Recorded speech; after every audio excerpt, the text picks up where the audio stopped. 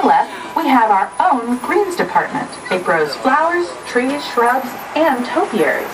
A few well-placed plants can cover up empty spots in the set and add a touch of natural beauty to the scene. On the right are two of the aircraft from the 2001 blockbuster hit Pearl Harbor. These exact full-scale replicas of P-40 fighters were used in the special effect fight sequences. Of course, many of the planes you saw flying through the aerial battles or sitting on the ground weren't real at all. They were created entirely within a computer. Oh, keep your cameras focused to the right. We're coming up on that perfect angle of the Eiffel Tower I told you about. It's a true masterpiece.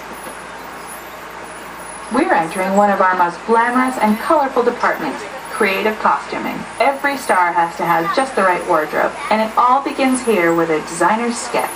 Our team of designers, seamstresses, and tailors can turn 1.5 million yards of fabric into over 25,000 costumes every year.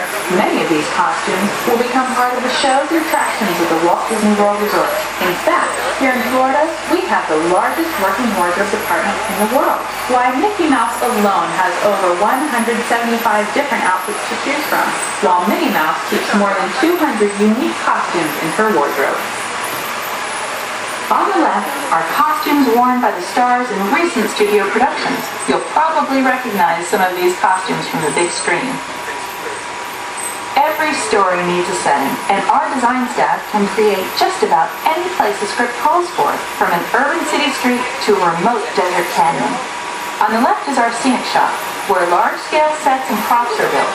Our team of set designers, carpenters, artists, and engineers has created caves and caverns, in-show sets, even replicas of the U.S. Supreme Court and NASA's Mission Control, all on our sound stages. The shop also provides sets and props for our shows and parades here at Walt Disney World. The same skill and craftsmanship that goes into a movie set can also be used to create magic for our parks. Either way, it's all about making dreams come true.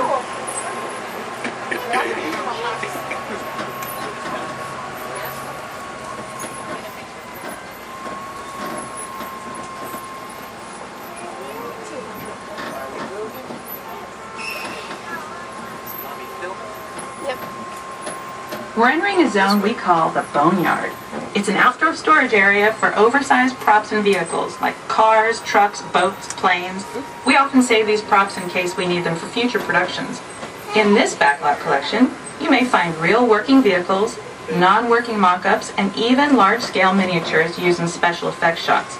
Large-scale models create a more convincing illusion on camera. We even place small cutout passengers in the windows of the plane. Last poetry? Seriously. That for your mom.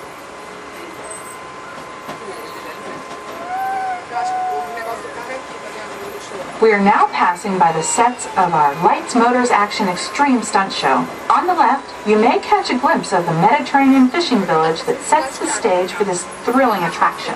We'll get a closer look at it soon, but for now, we're approaching one of the largest standing sets on our backlot. It's over on the right. It may not look like much from this angle, but it's pretty spectacular on the other side.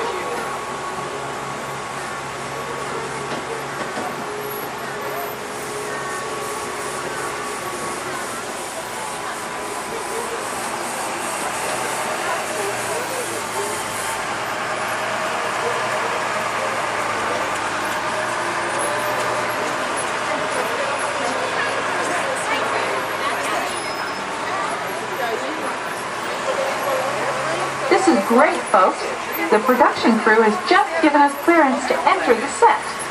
Hello, Backlot Tour. I'm Amy, a production coordinator here at the studios. I can see your shuttle heading toward our canyon set. I've given your driver permission to come in and take a look around. I'm up here with our effects crew, and we're getting ready to shoot a test sequence. Oh, on the way in, you're going to be crossing a wooden bridge, and things may get a little bumpy, so please, hold on to your belongings, especially hats, cameras, and glasses, and keep an eye on any small children in your party. And of course, please remain seated at all times. Welcome to the set. As you can see, we brought the bare, dry deserts of Southern California to green, typically humid Central Florida. This set is based on real locations that our production designer took pictures of. Our set crew spent about 6 months building the canyon, but we've used it for a number of TV shows and specials over the years. For our upcoming production, the script called for a tanker truck. We found this one in our boneyard, but it was too big to drive into place. So we picked it up with a crane and set it down here. We're up on the overhead platforms and I see our director has arrived. As soon as the rain effect is ready, we'll begin the sequence. This sudden shower is really just a special effect. We've rigged up a series of water nozzles just above your trim. The water sprays in a crisscross pattern to create a sense of depth, but this storm only covers the first few feet of the set.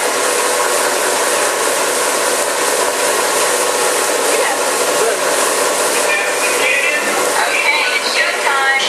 Everybody stay seated. Hang on to your belongings and watch your children.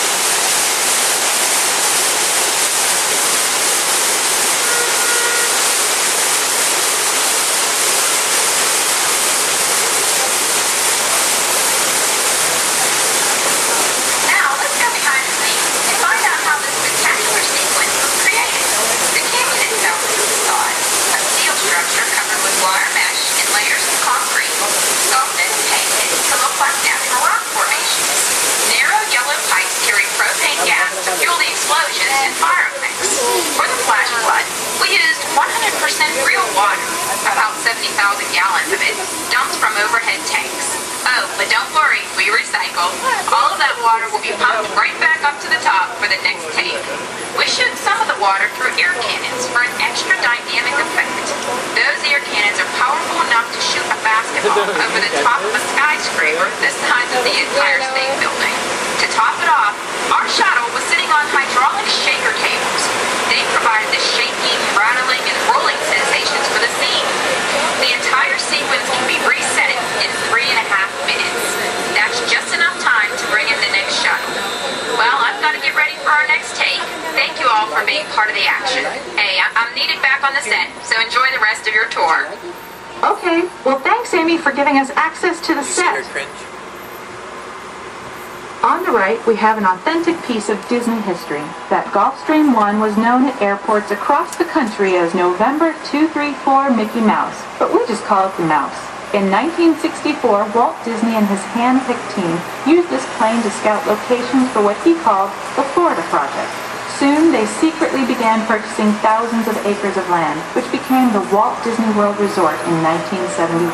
During the creation of the resort, and later Epcot, the Mouse shuttled studio executives and Imagineers between Burbank and Orlando, making it the most used executive aircraft in the country. Appropriately, the Mouse retired here in 1992. As Walt used to say, it was all started by a mouse. In this case, the 234 Mickey Mouse.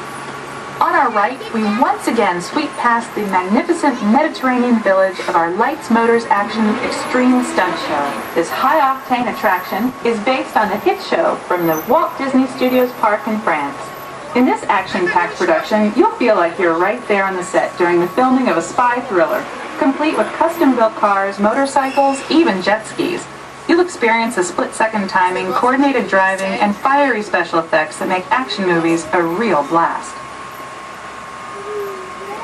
This staging area to our right is known as Acceleration Alley. Here, the custom-built stunt show vehicles rev their engines up to 70 miles per hour before making their high-speed entrances onto the stage for our Lights, Motors, Action Extreme Stunt Show. Of course, these are professional stunt drivers. We hope you'll enjoy their daring driving skills, but please, don't try them yourself.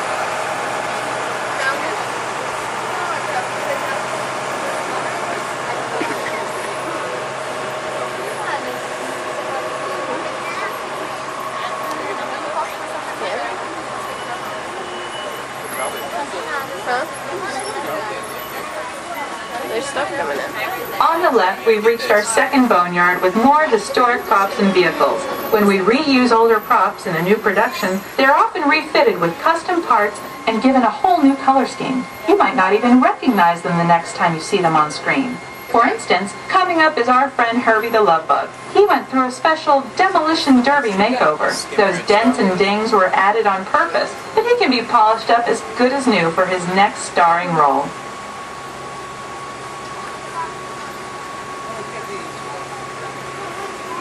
On our right, we now have a very different view of the fishing village set.